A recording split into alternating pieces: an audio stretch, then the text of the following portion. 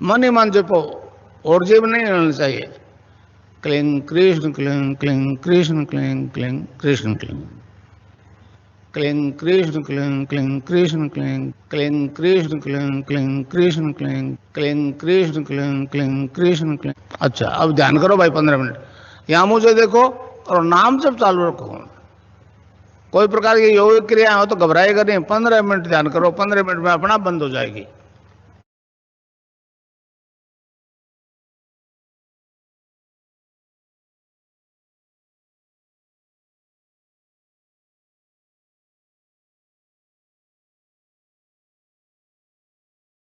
गुरु ब्रह्मा गुरु विष्णु गुरु महेश्वरा जय जय गुरुदेव।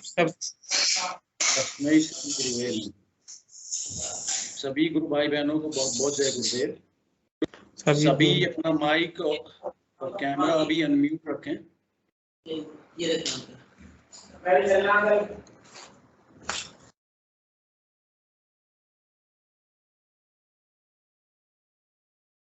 आध्यात्म विज्ञान सत्संग केंद्र के तत्वाधान में आयोजित गुरुदेव सियाग सिद्धियों कार्यक्रम में आप सभी गुरु भाई बहनों का मैं हार्दिक स्वागत करता हूं, अभिनंदन करता हूं। जिन उद्देश्यों को लेकर के पूज्य गुरुदेव ने आध्यात्म विज्ञान सत्संग केंद्र की स्थापना की है, मैं एक बार उनको आपके समक्ष रख दूं, उसके बाद कार्यक्रम को आगे बढ़ाएंगे।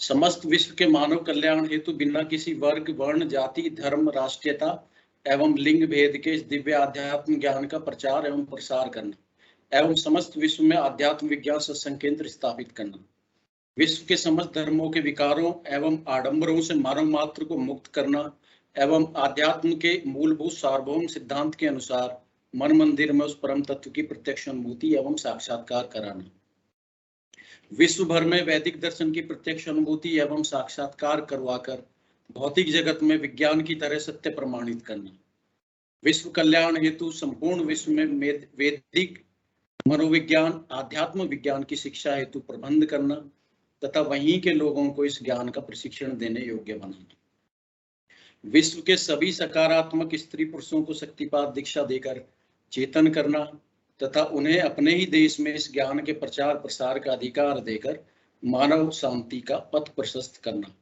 सिद्ध योग में वर्णित शक्तिपात दीक्षा द्वारा मानवीय गुणों में परिवर्तन लाया जाकर तमोगुण से रजोगुण, रजोगुण से सतोगुण, सतोगुण से त्रिगुणातीत जाति में बदलकर उस परम तत्व की प्रत्यक्ष अनुभूति एवं साक्षात्कार कराना।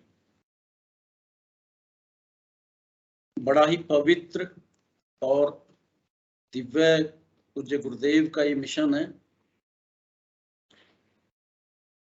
बहुत सीधी और सरल साधना है। पूज्य गुरुदेव की फोटो का ध्यान करना होता है 15 मिनट सुबह और 15 मिनट शाम को, और संजीवनी मंत्र जो कि हम पूज्य गुरुदेव की आवाज में सुनते हैं उसका सघन नाम जप करना होता है। ज्यादा से ज्यादा उठते बैठते किसी भी अवस्था में आप हो 24 आवर्स उसको जपने का प्रयास करना होता है। उसी से ही सहज रूप से सभी में साधकों में परिवर्तन आते हैं और मनुष्य जाति की सभी समस्याओं का, जो भी समस्याएं हैं उनका सहज में ही निवारण हो जाता है। मैं विलंब न करते हुए कोई भी गुरु भाई बहन जो अपनी अनुभूति इस मंच के माध्यम से साझा कर रहे हैं या कोई अनुभव हो उनके या कोई भी उनकी जिज्ञासा हो तो इस मंच के माध्यम से रख सकते हैं। आप सभी का स्वागत है। कोई भी गुरु भाई बहन जो अपने एक्सपीरियंस यहाँ पर शेयर करना चाहें, मैं स्वागत करता हूँ आप सभी गुरु भाई बहनों।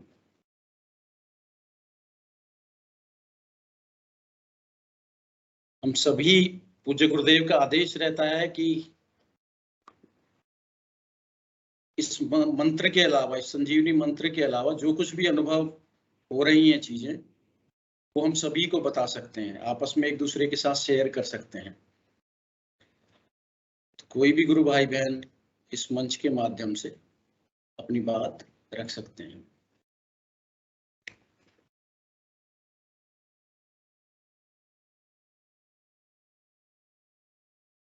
लगभग 40 के आसपास गुरु भाई बहन जुड़े हुए हैं, तो मैं आमंत्रित कर रहा हूं कोई भी गुरु भाई बहन। जी गुरु भाई अमन पाल जी, आपका स्वागत है। आप अपना कैमरा और माइक ऑन कर लें। और चल रहा हूँ अपना, मैं कैमरा ऑन नहीं कर सकता, मैं अपना अनुभव बताता हूँ सुबह का। और मैं अभी थोड़ी देर में जो मैंने ध्यान किया था। जी गुरु भाई, जी मेरी आवाज आ रही है? आ रही है जी आपकी जो आवाज। आप जी जो मेरा सुबह का था, मैं ध्यान के समय जो मैंने अनुभूति हुई है कि जब मैं ध्यान कर रहा था, मेरे नेत्र बंद थे, गुरुदेव का ध्यान कर रहा था। उस वक्त ऐसा लगा जैसे मुझे किसी ने मेरे सर पे हाथ, मतलब हाथ जैसे फिराते हैं वैसे फिराया, और मेरे से किया है कि बेटा आप चिंता मत कर, मैं तेरे साथ हूँ। बहुत सुंदर। हाँ, गुरुदेव ने मेरे से वाइट कलर के कपड़ों में हैं, और चश्मा लाए हुए हैं, और गुरुदेव ही दिखे थे। तो कह रहे थे बेटा आप चिंता मत कर, अब मैं तेरे सर पे हमेशा हाथ मेरा ही रहेगा। बहुत सुंदर गुरु भाई, बहुत सुंदर। और जो मैं अभी अनुभूति बताता हूँ। थोड़ी देर पहले मैं ध्यान के समय एकदम झटका लगा था मुझे पीछे से, जैसे मैं पीछे को जा रहा हूँ, कोई आगे को धक्का दे रहा है। जी जी। और सुबह अच्छा लगा था, अच्छा ध्यान लगा था। और मेरे को कहा भी गया था, इस बार मंत्र जाप नहीं हुआ, खाली ध्यान लगा। जी गुरु भाई। जी, ये अनुभूति में बहुत दिन से मैं जोड़ नहीं पा रहा था। थोड़ा घर में हमारे शादी का फंक्शन चल रहा है, इस वजह से कुछ मेहमान वगैरह आते हैं, इस वजह से कुछ ना कुछ मैं मीटिंग अटेंड नहीं कर पा रहा था सर। जी मैं बहुत मैं अनुभव में था आज मैं पक्का ही अपना अनुभव शेयर करना सब लोगों के साथ। धन्यवाद। जी जी गुरु भाई। और अब आपके घर परिवार में सब कुशल मंगल है? जी अब तो सब कुशल मंगल है। जो भाई हमारा करता था, अब वो थोड़ा लाइन पर आ गया है, अनुभव नहीं करता। हम उनके लिए कठिन से कठिन प्रार्थना करते हैं। और जितने भी मेरे सहयोगी है, मेरे भाई का विवाह समारोह है 14 अप्रैल से 15 तारीख तक, उनमें कोई भी रुकावट या कोई भी अड़चन ना आए, हम सब गुरुदेव से एक प्रार्थना करते हैं। नहीं, बिल्कुल गुरु भाई जी, आप तो गुरुदेव की शरणागत होकर के साधना करते रहिए, गुरुदेव जी सारी जी। समस्याओं से पार निकाल लेंगे। हाँ, ये हमें कोई भी मुश्किल का सामना या कोई भी परेशानी ना आए, हम सब लोग गुरुदेव से एक प्रार्थना करेंगे। अब तो पूज्य गुरुदेव ने आपको सपने में आकर आपके सर पे हाथ भी रख दिया है, तो अब कोई समस्या नहीं है। अब आराम से आप जी जी जी साधना करते रहिए, कोई भी कठिनाई परेशानी अब नहीं आएगी। जी जी जी जी गुरु भाई, और भी कोई अनुभव जी हो जी तो आप जी। साझा करें। बस एक ही अनुभव था, मैं बहुत देर से अटेंड नहीं कर पा रहा था, मुझे बड़ा अफसोस होता था। मैं कंटिन्यू उनके जो ग्रुप में जो भी आप भेजते मैं देख पाता हूँ, पर मैं मीटिंग में नहीं जुड़ पाता था, मुझे बहुत कष्ट होता था अपने दिल से। जी जी, मैं कहता हूँ मेरे गुरु जी आप क्यों नहीं मेरे को मीटिंग में जोड़। आज मैंने उनसे राय की, मैं कि आज मुझे मीटिंग में जरूर अटेंड करवाना, कोई नहीं आए मेरे घर पे। बहुत सुंदर गुरु भाई। हाँ। अच्छा गुरु भाई, बहुत सुंदर। जय जय गुरुदेव। अरे जय अमनपाल जी, गुरुदेव। आपको जो अमनपाल जी, आपको गुरुदेव का अनुभव हुआ है, वो ध्यान में हुआ है, सपने में हुआ है? जी जी, ध्यान में सपने में नहीं। अच्छा, तो आपको फील हुआ है उनका हाथ सिर के ऊपर? हाँ, अरे आप गुरु बहन ऐसा हो गया है, बिल्कुल शरीर में जैसे पहले इतनी थकान थी, बिल्कुल भी कुछ भी नहीं है, एकदम ऐसे नेत्र जब मैंने खोले एकदम ऐसा कुछ भी नहीं, और सारी चिंताएं सब खत्म। वाह, जय गुरुदेव, बहुत अच्छा। देखो, हाँ। और पाल साहब, जी ऐसा अनुभव हुआ मेरे को। बहुत सुंदर गुरु भाई जी, बहुत बहुत जय गुरुदेव गुरु भाई। आप जुड़ते रहिए मंच पे और अपनी जी जी अनुभूतियां जी साझा सर। करते रहिए इस मंच के माध्यम जी से। जय गुरुदेव। जय गुरुदेव गुरु भाई। चलिए सेशन को आगे बढ़ाते हैं। और भी कोई गुरु भाई बहन जो अपनी जिज्ञासा या कोई प्रश्न हो, इस मंच के माध्यम से रख सकते हैं।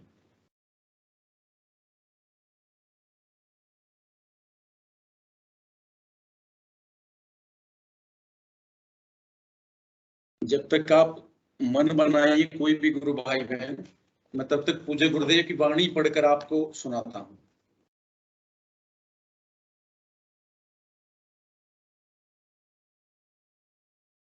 पूज्य गुरुदेव ने लिखा है कि आराधना का जवाब क्यों नहीं मिलता। इसका जो शीर्षक है, आराधना का जवाब क्यों नहीं मिलता, तो इसमें पूरा जवाब गुरुदेव दे रहे हैं। गुरुदेव बोल रहे हैं, संसार में हर कार्य का फल मिलता है। हम कोई भी कार्य करें उसका परिणाम अवश्य होगा। परिणाम हमारी इच्छा के अनुसार मिलना कोई जरूरी नहीं, परंतु कोई भी कार्य निरर्थक नहीं होता। हम जो कुछ भी करते हैं दूसरी तरफ से प्रत्युत्तर अवश्य मिलता है। वह सकारात्मक या नकारात्मक हो सकता है, परंतु निरुत्तर नहीं रहता।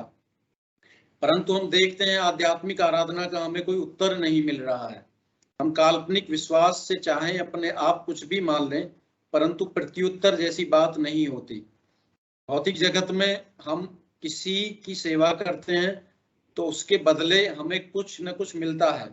जो कुछ मिलता है उसकी प्रत्यक्ष अनुभूति होती है और देने वाले की भी प्रत्यक्ष अनुभूति और साक्षात्कार होता है। जो कुछ भी हम खाते पीते हैं उस वस्तु के गुण धर्म के अनुसार हमें स्वाद और आनंद मिलता है और वह वस्तु अपना प्रत्यक्ष प्रभाव दिखाती है। परंतु आध्यात्मिक जगत में यह सिद्धांत पूर्ण रूप से असफल क्यों हो रहा है? इस एक तरफा कार्य को करते करते संसार के लोग निराश हो चुके हैं। धर्म गुरु अशिक्षित और भोले वाले लोगों को तर्क के आधार पर निरुत्तर करके अंधविश्वास के सहारे चलने को मजबूर कर देते हैं, परंतु बुद्धिजीवी और युवा वर्ग बिना परिणाम के उनके आदेश को मानने को तैयार नहीं है। हमें इस पर निष्पक्ष होकर विचार करना ही पड़ेगा। यह मानव समाज में एक ऐसी भयंकर बीमारी फैल चुकी है जिसने संसार के लोगों से सुख शांति छीन ली है। इस समय संसार में प्रकट शक्ति को अगर पूर्ण रूप से सृजन में लगा दिया जाए तो पृथ्वी पर स्वर्ग उतर सकता है। हम देखते हैं संसार की पूर्ण व्यक्त शक्ति का करीब 75% भाग संगार और विध्वंस के लिए खर्च किया जा रहा है। हर व्यक्ति चालाकी और होशियारी के द्वारा औरों का शोषण और दमन करके सुखी बनने के प्रयास के बावजूद दुखी और अशांत निरंतर होता जा रहा है। यही स्थिति संसार के सभी राष्ट्रों की है। सारे संसार में आज जितना अंधकार व्याप्त हुआ है पहले कभी नहीं था। हम देख रहे हैं कि इस समय तो धर्म की आड़ में भी संसार के मानव का भारी शोषण होने लगा है। पाप पुण्य स्वर्ग नरक का भय दिखाकर जितना शोषण संसार के सभी धर्मों में इस समय हो रहा है पहले कभी नहीं हुआ। संसार में इस समय जितनी भी आराधना पद्धति प्रचलित है वे प्राय सभी बहिर्मुखी हैं। इसके अलावा निर्जीव वस्तुओं के माध्यम से सभी धर्म गुरु आराधना करवा रहे हैं। कोई भी भौतिक निर्जीव वस्तु स्वयं मनुष्य का भला बुरा करने की स्थिति में नहीं होती। ऐसी स्थिति में प्रत्युत्तर मिलने का प्रश्न ही नहीं उठता। हमारे सभी ऋषि कह गए हैं उस परम सत्ता का निवास अपने शरीर के भीतर ही है।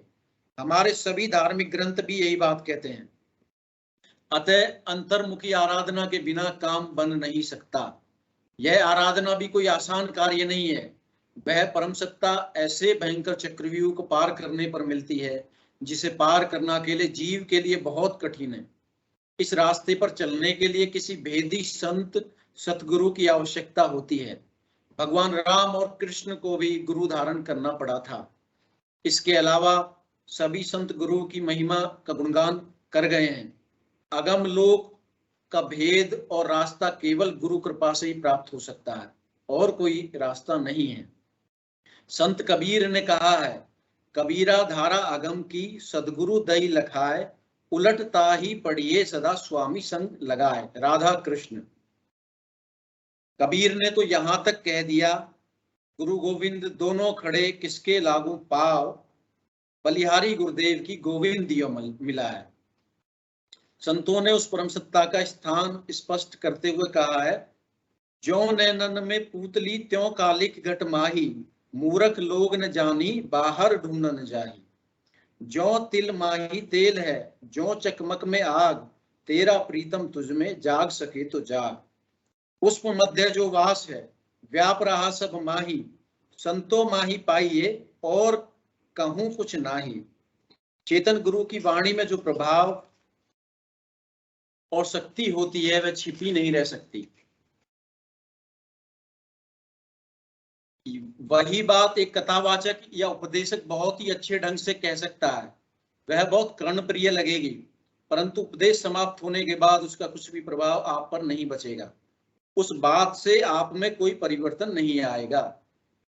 परंतु वही बात चेतन गुरु द्वारा कही जाने पर इतनी प्रभावशाली और गहरी पेट कर जाती है कि आप जीवन भर उसे भूल नहीं सकते। वह आपके जीवन में जबरदस्त परिवर्तन कर देगी। एक बार जिज्ञासु बनकर ऐसे सत्संग में चले गए तो फिर बार बार जाने की इच्छा होगी, जिसे आप रोक नहीं सकेंगे। इस प्रकार आपका जीवन परिवर्तित हो जाएगा, आप द्विज बन जाएंगे।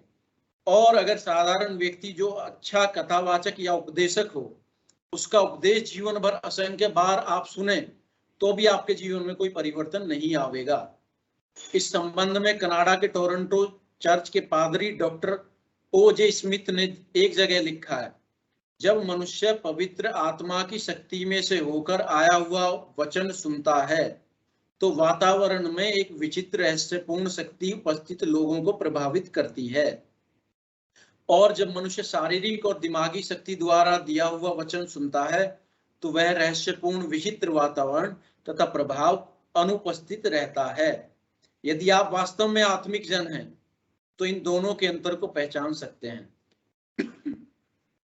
धीरे धीरे ज्यों ज्यों आराधना गहरी होती जाएगी, प्रत्यक्ष अनुभूति और साक्षात्कार स्पष्ट होते जाएंगे।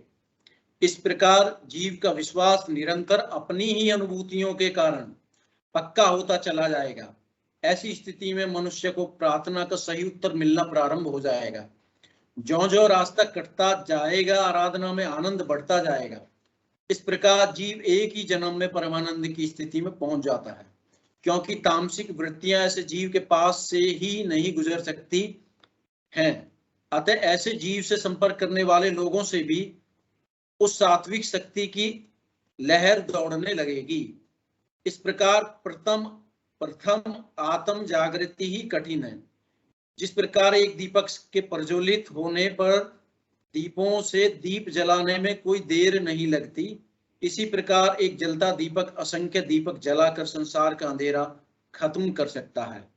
एक चेतन गुरु ही संसार के लिए पर्याप्त है। 4/4/1988 को पूज्य गुरुदेव ने ये बात कही थी।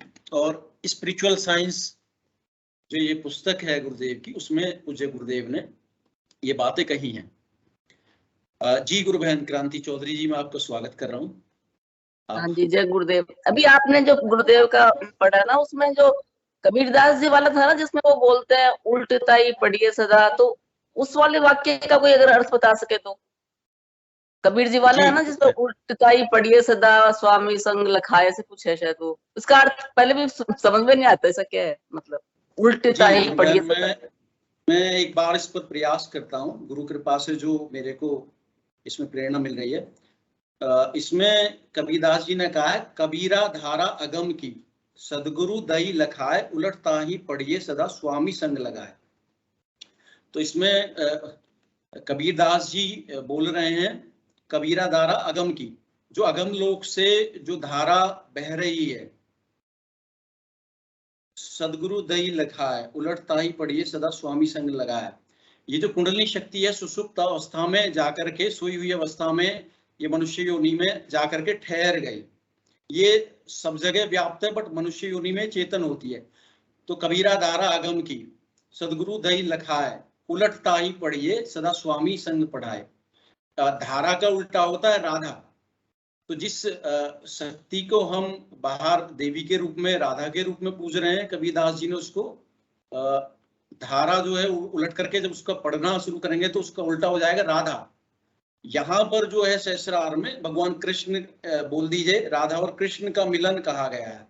तो इसलिए बोलते हैं कि सदगुरु कृपा से जो है वो उलटता ही पढ़िए सदा स्वामी संग लगाए।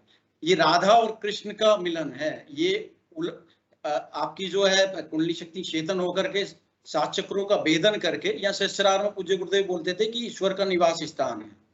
तो ये इसको राधा और कृष्ण का मिलन कह दीजिए, शिव और शक्ति का मिलन कह दीजिए। तो मेरे हिसाब से तो ये अर्थ है इसका।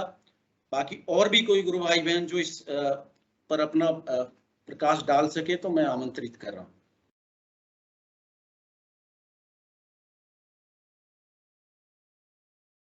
गुरु भाई रामलाल जी हैं अगर, तो इस वाक्य पर अगर वो प्रकाश डाल सकें।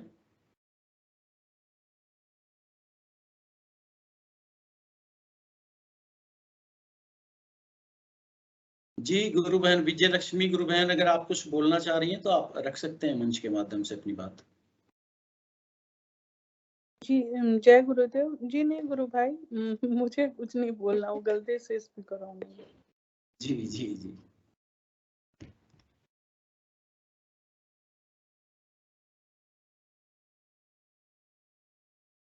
और भी कोई गुरु भाई बहन जो इस जिज्ञासा पर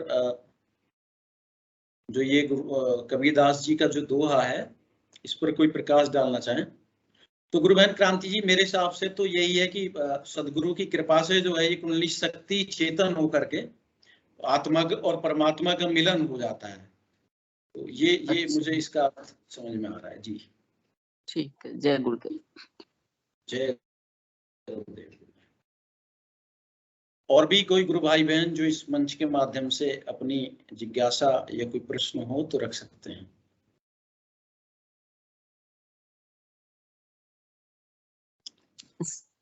ये साधना मिश्रा गुरु बहन बता का भी पूछो इसके ऊपर, उनका क्या दृष्टिकोण है। साधना मिश्रा बहन है ना? जी गुरु बहन साधना मिश्रा गुरु बहन अगर आप जुड़े हुए हैं तो। जी गुरु बहन दीपिका नाम से एक आईडी है।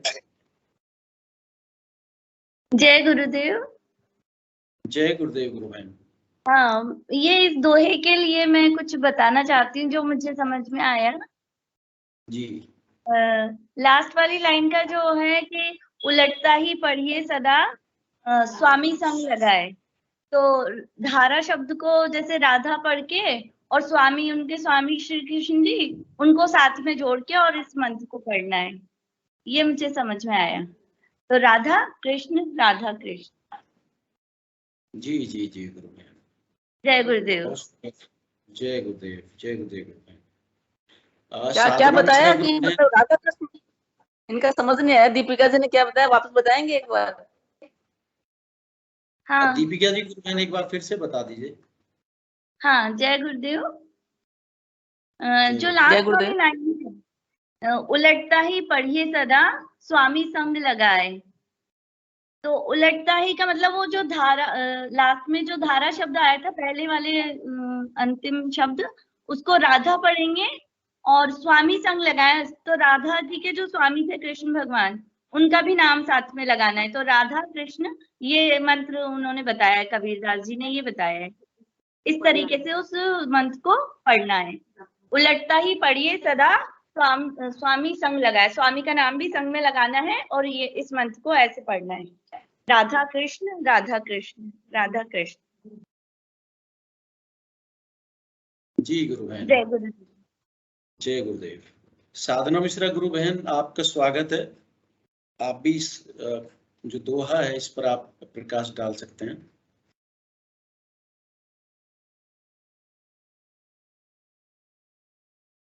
हाँ जी, जय गुरुदेव। जय गुरुदेव गुरु बहन। मैं अभी थोड़ी देर में आपको पूरा बहुत अच्छे से बता दूंगी, जरा मैं काम निपटा लूं, थोड़ा सा बिजी हूँ, फिर थोड़ी देर में मैं बता दूंगी आपको। ठीक है गुरु बहन, बहुत बहुत जय गुरुदेव। और भी कोई गुरु भाई बहन जो इस जो कबीरदास जी का ये दोहा है, कबीरा धारा आगम की सदगुरु दई लखाए, उलटता ही पढ़िए सदा स्वामी संग लगाए, इस दोहे का कोई भी अगर व्याख्या कर सकें तो आप सभी गुरु भाई बहनों का स्वागत है।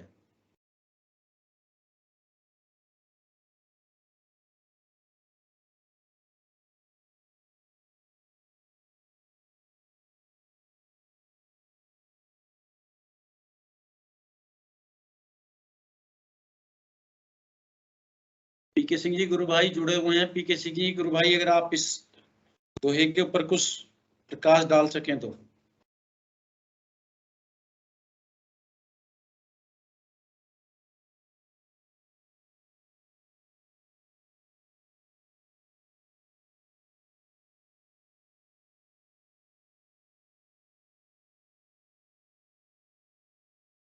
जय गुरुदेव।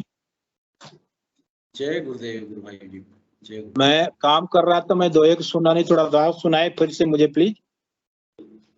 कबीरदास जी का एक दोहा है, कबीरा धारा अगम की सदगुरु दई लखाए, उलटता ही पढ़िए सदा स्वामी संग लगाए। अभी जो बहन जी ने बताया ना वही है, जी जी। और वही मंत्र हमें मिला है गुरुदेव के माध्यम से। जी गुरु भाई। कबीरदास जी जिस युग में पैदा हुए तो उनको भगवान कृष्ण के माध्यम से वो मतलब जो दिखा रहे हैं, बता रहे हैं ना कि उलट करके इसको पढ़ना है। धारा का मतलब राधा जो बहन जी ने बताया सही है, बिल्कुल सही है। जी जी जी, बहुत सुंदर।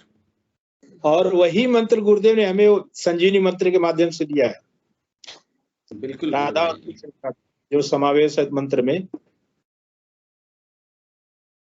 सुनीता गुप्ता जी ने हैंड रेज किया है। जी जी गुरु बहन, आपका स्वागत है। सुनीता गुरु बहन जी, आपका स्वागत है। जय गुरुदेव सभी को। जय गुरुदेव जी गुरु बहन। इसमें क्या है गुरु भाई की अभी जो बहन ने बताया है ना कि इस दोहे में कि शुरू में कहा गया है ना, कबीरा धारा अगम की सतगुरु दई लखाए, तो इसमें निकल के आता है कि समर्थ सतगुरु ने धारा यानी कि राधा मातृशक्ति को जगा दिया है, मातृशक्ति कुंडलिनी को जगा दिया है। अब आप कृष्ण के साथ वो अपने स्वामी से मिलने ऊपर उठेगी, तो सदैव इसका स्मरण करते रहें, सदैव साधनारत रहें और अपने मतलब लक्ष्य तक पहुंचे। तो इसका यही अर्थ निकल के आ रहा है गुरु भाई। जी गुरु भाई, गुरु बहन, बहुत सुंदर आपने बताया। तो यही है कि राधा और कृष्ण का मिलन है और सदगुरु की कृपा से ही ये कुंडली शक्ति जागृत होकर के सहस्रार में लय हो जाती है। इसी के ऊपर कबीरदास जी ये बोल रहे हैं ये दोहा। तो बगैर गुरुदेव की कृपा से गुरुदेव ने ये मंत्र ओपन कर दिया है और पूज्य गुरुदेव की कृपा से ये राधा और कृष्ण का मिलन है जो कबीरदास जी के माध्यम से जो ये दोहा स्पष्ट कर रहा है। और राधा कृष्ण का मंत्र हमें मिला है, उसका हमें जाप करना है। जी, ये क्या है कि कबीर जी ने जितने भी दोहे अपने लिखे हैं वो सारे अपने अनुभव पर आधारित लिखे हैं। उन्होंने जो भी साधना काल में उन्हें जो अनुभव हुए हैं उन्हीं के आधार पर उन्होंने अपने दोहे लिखे। जी जी जी गुरु भाई। अच्छा, इसमें एक और दोहे का पूज्य गुरुदेव बोल रहे हैं कि ज्यों तिल माही तेल है, ज्यों चकमक में आग, तेरा प्रीतम तुझ में जाग सके तो जाग। बिल्कुल बिल्कुल। तो ये भी एक कबीरदास जी का दोहा है शादी ये भी। तो उसमें भी यही कहा गया है कि जो मेरा जो प्रीतम है, मेरा जो परमात्मा है, वो मेरे ही शरीर के अंदर मौजूद है, तेरा प्रीतम तुझ में जाग सके तो जाग। तो पूज्य गुरुदेव ने जो मंत्र दे दिया है, इससे हमारी जो चेतना है उसको जागृत कर दिया है गुरुदेव ने, और आत्मा और परमात्मा का मिलन होकर के हम इस तरफ जो जाग रहे हैं, ये अंतर्मुखी साधना है। जी पंकज जी शर्मा जी, गुरु भाई आपका स्वागत है। जी गुरु भाई। जय गुरुदेव भाई साहब। जय गुरुदेव। जय गुरुदेव पंकज जी। ऐसा ही दोहा एक मेरे को आराधना के आरंभिक दिनों में किसी गुरु भाई ने कहा था, तो उन्होंने पूछा था। कैमरा भी ऑन कर लीजिए गुरु भाई जी।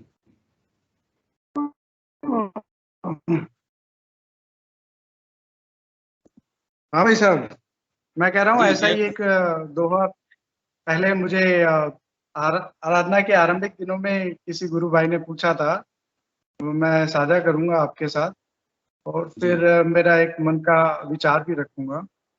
उन्होंने उस समय कहा कि धरती तो रोटी भई, कागा ले उठ जाए, पूछो अपने गुरु से कहाँ बैठ के खाए। तो इस तरह की जो कबीरदास जी ने जो लिखा है काफी जगह, वो पहेलियां भी लिखी है अपने दोहों में, और उनका उद्देश्य सिर्फ यही था कि जब आप इस आराधना में ऊपर उठते हो तो आपको सारे रहस्य क्लियर हो जाते हैं, बड़े अंदर से इस ज्ञान की उत्पत्ति होती है। तो हम बुद्धि के प्रयास से इन चीजों को हालांकि समझने का प्रयास करते हैं, परंतु इन सब दोहों का उद्देश्य या तो प्रेरणा है या फिर एक पहेली है जो आपको स्वतः अंदर से समझ में आएगी। तो जैसे गुरुदेव का वो जो गुरुदेव दोहा स्पीच में बोलते हैं, बड़ा अच्छा लगता है मुझे कि जल विच कुंभ है, कुंभ विच जल, बाहर भीतर पानी। तो इस तरह के दोहे बड़े प्रेरणादायक हैं कबीर के। और तो इस तरह की बातें हैं भाई साहब। जय गुरुदेव। जय गुरुदेव गुरु भाई जी, बहुत बहुत जय गुरुदेव। कबीरदास जी, क्योंकि जी गुरु बहन आपका स्वागत है।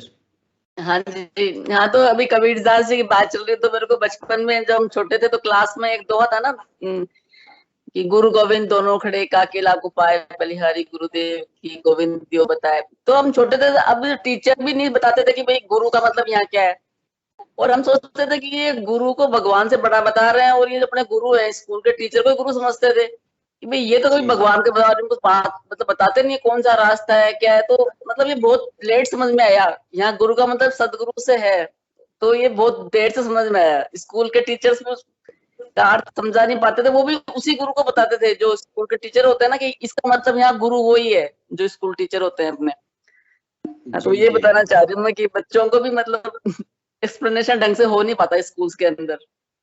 जी जी, बहुत लेट मालूम चला। हाँ जी, ये बताना चाह रही थी मैं। जय गुरुदेव। जय गुरुदेव।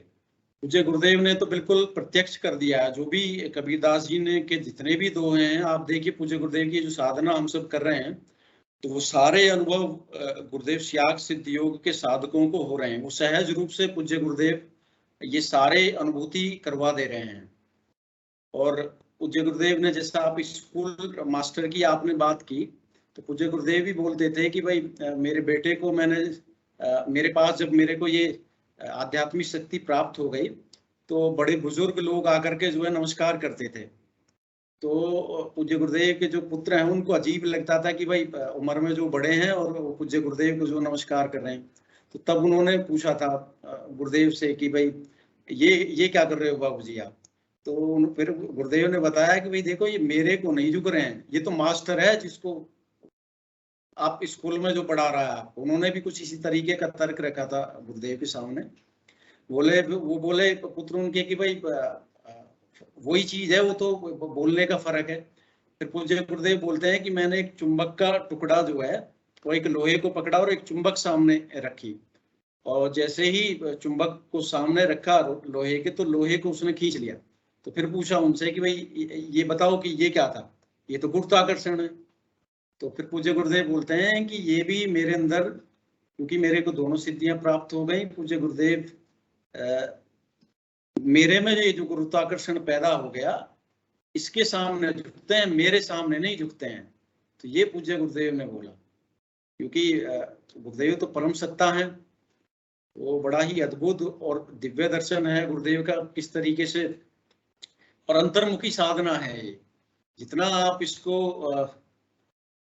और ये बोल करके, तो जो अनुभव हम सामने देख रहे हैं, किसी की बीमारी ठीक हो रही है, किसी को भौतिक जीवन में कष्ट कट रहे हैं, उसके कुछ चीजें ऐसी हैं जब हम अंतर्मुखी होकर के साधना को करते हैं, तो कई बार तो कुछ चीजें ऐसी हैं कि ये केवल और केवल अनुभव की बात रह जाती है। वो आप अगर बोल करके बताना भी चाहें किसी को, तो आप बताने की स्थिति में नहीं होते हैं। पूज्य गुरुदेव एक बात और बोलते थे, जब आपकी यात्रा जो है आज्ञा चक्र से और सहस्रार तक, ये जो छोटा सा जो स्थान बीच में बचा हुआ है, इसकी अनुभूतियां जब आपको होना स्टार्ट होती हैं, तो गुरुदेव ये वाक्य यूज करते थे कि भाई अगर मान लो मैं ये अनुभूतियां सारी बतानी शुरू भी कर दूं, तो आज का जो मानवीय बुद्धि है वो इसको नकार देगी कि भाई ऐसा कैसे संभव है। तो पूज्य गुरुदेव यही बोलते थे कि भाई इसके आगे तो इसको केवल और केवल अनुभव किया जा सकता है। शब्द तो खैर ठीक है, इसको देने का हम प्रयास कर रहे हैं, परंतु ये शब्दों का मामला ही नहीं है। परमात्मा तो ये गुरुदेव को केवल अंतर्मुखी साधना से, और गुरुदेव तो अंदर ही विराजमान है। अभी जैसे ये कबीरदास जी का जो एग्जाम्पल हम लोग सुन रहे हैं कि तेरा प्रीतम तुझ में जाग सके तो जाग, तो पूज्य गुरुदेव तो अंदर ही विराजमान है। जितना सघन जप इस मंत्र का होगा, जितनी हम पूज्य गुरुदेव के प्रति भक्ति भाव से, प्रेम भाव से, एक निष्ठता के साथ में इसको साधना को करते हैं, तो स्वाभाविक रूप से, सहज रूप से ही सारे परिवर्तन हो जाते हैं। मुझे गुरुदेव एक वाक्य यूज करते थे कि भाई मेरे पास आए हो और गुरु नहीं मान रहे हो तो सर दर्द भी नहीं मिटेगा, वरना तो सारे रोग समाप्त हो रहे हैं। और गुरुदेव एक बात और बोलते थे कि भाई आप पात्र सीधा रखोगे तो मैं उसमें कुछ डाल दूंगा, पात्री उल्टा रखोगे तो मैं क्या डालूंगा इसमें। तो इसमें भौतिक उपाधियां कोई मायने नहीं रखती हैं। आप डॉक्टर हैं, इंजीनियर हैं, साइंटिस्ट हैं, ये सब शरीर से संबंधित उपाधियां हैं। और रुपए पैसे की इसमें कीमत गौण है, जीरो है। इसमें रुपए पैसे की कोई वैल्यू नहीं है। इसमें दो केवल और केवल समर्पण। गुरुदेव बोलते थे कि भाई गुरु तो केवल आपसे समर्पण चाहता है। गुरुदेव तो करवाएंगे, जैसे जैसे हमारी साधना आगे बढ़ेगी, हम नाम जब ध्यान करेंगे तो गुरुदेव अपने आप समर्पण करवा लेंगे, हमारी सामर्थ्य भी नहीं है। लेकिन कोई साधक अगर ऐसा हो जाए कि भाई गुरुदेव मैं भी आपको समर्पित होता हूँ, तो गुरुदेव एकदम से फिर उसको जो अनुभव जो है उसके तीव्र गति से होते हैं उसको। गुरुदेव भागवत गीता का एक सेंटेंस था जो भगवान कृष्ण ने बोला था अर्जुन को महाभारत के युद्ध में। अर्जुन की स्थिति कुछ ऐसी हो गई महाभारत के युद्ध में, उसके सामने पक्ष और विपक्ष में अपने घर परिवार वाले ही लोग खड़े हुए थे। तो उसने भगवान कृष्ण को बोला कि भाई मेरा जो ये रथ है आप दोनों सेनाओं के बीच में ले जा करके खड़ा करो, मैं ये देखना चाहता हूं कि कौन कौन इस युद्ध को लड़ने के लिए उपस्थित हुए हैं। तो जब बीच में ले जा करके अर्जुन का रथ खड़ा किया भगवान कृष्ण ने, तो उसने पक्ष और विपक्ष में देखा कि एक तरफ जो है पितामह भीष्म हैं, गुरु द्रोणाचार्य हैं, इधर अपने पक्ष में भी जो है पांडव हैं, और उनके साथ में सभी सगे संबंधी जो है युद्ध करने के लिए उपस्थित हुए थे। तो उसको एकदम से जो है थरथराहट हुई पूरे बॉडी में, और उसने अपना गांडीव धनुष जो है थरथरा करके उसके हाथ से छूट गया, और एकदम से उसको वैराग्य उत्पन्न हो गया कि मैं तो ये युद्ध नहीं करूंगा। भगवान कृष्ण को उसने बोला कि हे केशव मैं ये युद्ध नहीं करना चाहता। तो फिर भगवान कृष्ण ने उसको जो है गीता का श्लोक दिया, गीता का उपदेश सुनाने शुरू किए। उसमें भी अर्जुन के प्रश्न जो है 11वें अध्याय तक प्रश्न करता रहा अर्जुन जो है। फिर अंत में भगवान कृष्ण ने जो है अर्जुन को विराट रूप का दर्शन कराया। विराट रूप में अर्जुन क्या देखता है कि चाहे वो उसके पक्ष के हों, गुरु द्रोणाचार्य हो, पितामह भीष्म हो, कौरव हो, पांडव हो, जितने भी लोग हैं, स्वयं अर्जुन भी काल रूप में भगवान कृष्ण के रूप मुंह में जो है समा गया। उसने देखा कि ये क्या मामला है। तो फिर उन्होंने कहा कि आप अपने नॉर्मल रूप में आइए। तो विराट रूप का दर्शन भगवान कृष्ण ने कराया। जब वो नॉर्मल रूप में आ गए, सहज हो गया, अब आत्म साक्षात्कार अर्जुन को हो चुका था, तो उसने फिर दंडवत नमस्कार किया कि आपको आगे से भी दंडवत नमस्कार है, आपको चारों दिशाओं से दंडवत नमस्कार है, आपको बुआ का लड़का जान करके मैंने कोई अपराध किया हो, सारथी समझ करके मैंने आपको पैर लगा दिया हो तो मुझे क्षमा करें।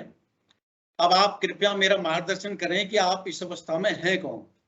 तो फिर भगवान कृष्ण ने कहा कि भाई देख, मैं इस युद्ध में उपस्थित काल हूं। तुम अगर ये सोच रहे हो कि तुम ये युद्ध नहीं करो और ये सारे सगे संबंधी तुम्हारे मारे जाएंगे, तो ऐसा सोचना तुम्हारा गलत है, क्योंकि मैं स्वयं भगवान हूं और काल रूप में इस महाभारत के युद्ध में उपस्थित हूं, और मैं भगवान हूं। ये मेरी इच्छा है कि ये युद्ध होगा, क्योंकि धर्म की स्थापना करनी थी, साधु पुरुषों की रक्षा करनी थी भगवान को। 3 कारण होते हैं भगवान के अवतार के, यदा यदा ही धर्मस्य ग्लानिर्भवति भारत अभ्युत्थानम अधर्मस्य तदात्मानं सृजाम्यहम् संभवामि युगे युगे। तो उसमें यह है कि जब जब धर्म की हानि होती है तब मैं अवतार लेता हूँ, साधु पुरुषों की रक्षा करने के लिए, दुष्टों का संहार करने के लिए और धर्म की स्थापना के लिए। तो तब उसने बोला था कि भैया आप जो है, क्योंकि मैं भगवान हूं, मैं तुम्हें आदेश दे रहा हूं कि इस कार्य को करो, तो तुम्हें कोई अपराध नहीं लगेगा। और अगर तुम ये सोचो कि तुम जाकर के जंगल में तपस्या करोगे और मैं तुम्हें आज्ञा दे रहा हूं क्योंकि मेरा कार्य है ये, तो तुम्हें अपराध लग जाएगा, तुम्हें ये कार्य करना ही पड़ेगा। तो तब जाकर के अर्जुन को बात समझ में आई कि ये भगवान का कार्य है। तो तब भगवान कृष्ण ने ये बात बोली थी अर्जुन को कि भाई मैं अब तुम्हें जो है सारी चीजें छोड़ो, एक प्राइवेट में प्राइवेट बात बताता हूँ। उसको उन्होंने बोला गुह्यायतम, गुह्यायतम, अति गुह्यायतम शब्द का यूज करते हैं भगवान कृष्ण। तो वो बात क्या है? वो है सर्वधर्मान परित्यज्य मामेकम शरणम व्रज अहम त्वाम सर्वपापेभ्यो मोक्षयिष्यामि मा शुचः, जो पूज्य गुरुदेव यूज करते हैं। तो वही भगवान कृष्ण जो है, जो अर्जुन को महाभारत में भगवत गीता का संदेश दे रहे हैं, वो गुरुदेव के रूप में आकर के विराजमान हो गए हैं, वही भगवान कृष्ण। और इस बार वो राधा और कृष्ण की मंत्र की दीक्षा दे रहे हैं। और हमें केवल और केवल इतना ही कार्य करना है कि 2 टाइम ध्यान करना है और पूज्य गुरुदेव के प्रति एक निष्ठा, सर्वधर्मान परित्यज्य मामेकम शरणम व्रज अहम त्वाम सर्वपापेभ्यो मोक्षयिष्यामि मा शुचः। चाहे तुम्हारे देवी देवताओं की कोई उपासना पद्धति हो, घर परिवार ने कोई तुम्हारे ऊपर चीजें लाद दी हो, या कोई शास्त्रों में कोई चीज तुमने पढ़ रखी हो, कोई ब्राह्मणों ने कोई बात बता दी हो, किसी साधु संत ने कोई बात तुम्हें कह दी हो, ये सारी चीजों को छोड़ करके ऐसा मत सोचो कि कोई अपराध लगने वाला है इसमें, नहीं, क्योंकि गुरुदेव का आदेश है। गुरुदेव क्योंकि स्वयं कल की अवतार है, स्वयं भगवान के अवतार है, और वो आदेश दे रहे हैं कि भाई साधना को करो तो सारे कष्टों से सहज में छुटकारा हो जाएगा। ये बड़ी सीधी और सहज और सरल साधना है, बट ये समझ में आने वाली बात है। जिस साधक को ये आ जाए समझ में, उसका इसी जन्म में कल्याण हो जाएगा। और ये बिल्कुल प्रत्यक्ष है बात, कल्याण हो रहा है। मैं तो ये कहूंगा कि जिस दिन गुरुदेव ने ये दीक्षा दे दी और साधक शरणागत हो गया, तो उसी दिन उसको मुक्त कर दिया गुरुदेव ने। अब ये जो भी उसके जीवन में कष्ट आ रहे हैं या जीवन चल रहा है, ये उसके पूर्व जन्म के जो संस्कार है उसको गुरुदेव धीरे धीरे करके काट रहे हैं, या उसके साथ में रह करके उसको भोग रहे हैं। और इसमें साधक को कोई कष्ट ज्यादा हो नहीं रहा है बिल्कुल भी। ये बिल्कुल वैसे ही है जैसे बिल्ली का बच्चा, जो बिल्ली अपने बच्चे को मुंह में दबाकर एक स्थान से जब दूसरे स्थान पर ले जाने का प्रयत्न करती है, तो देखने वाले को ऐसे लगता है कि इस बच्चे को कितना कष्ट हो रहा होगा। लेकिन बिल्ली उसकी माँ है, वो जानती है कि उसको उसकी पकड़ इतनी मजबूत है और कितने अच्छे तरीके से वो इसको एक स्थान से दूसरे स्थान पर ले जा रही है। तो वैसे ही सेम ये आराधना, किसी को चाहे देखने में साधकों के ऊपर कष्ट लगे, समस्याएं लगे, लेकिन गुरुदेव ने हमारा हाथ पकड़ा हुआ है हर एक क्षण। तो बड़ी सीधी और सरल साधना है, हम सब इसको करते रहें। चलिए, और भी कोई गुरु भाई बहन अगर अपनी जिज्ञासा रखना चाहें तो आप सबका स्वागत है।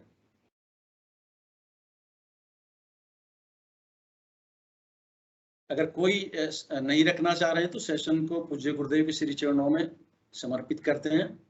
मैं हिंगू जी गुरु भाई से आग्रह करूंगा इस सेशन को पूज्य गुरुदेव के श्री चरणों में समर्पित करें। हिंगू जी गुरु भाई।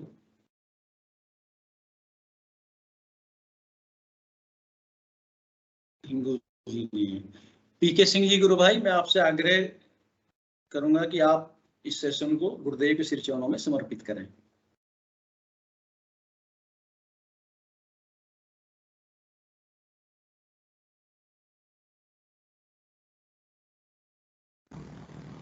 गुरु भाई आप ही कर दें, कोई नहीं है। जी जी। गुरुदेव की दिव्य चेतना सभी में स्थापित हो। जय गुरुदेव, जय दादा गुरुदेव। सभी को बहुत बहुत जय गुरुदेव। जय गुरुदेव। जय गुरुदेव। जय गुरुदेव। जय गुरुदेव। जय गुरुदेव। जय गुरुदेव।